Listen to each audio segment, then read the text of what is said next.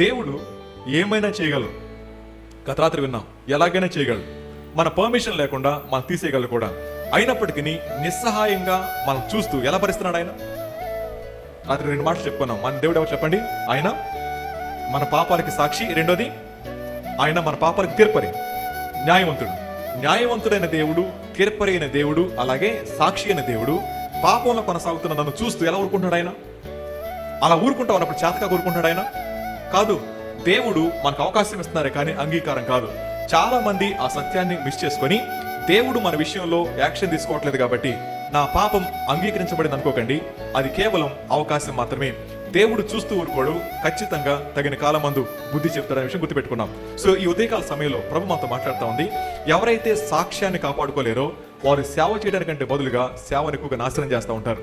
ప్రియమైన వాళ్ళారా, సాక్ష్యాన్ని కాపాడుకోలేని వ్యక్తి చేసేటటువంటి డ్యామేజ్ అన్యుడు కూడా చేయలేరు.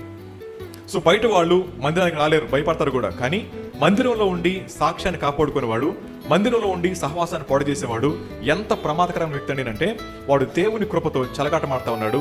ఎంతో కాలం కొనసాగలేడు. జాగ్రత్త.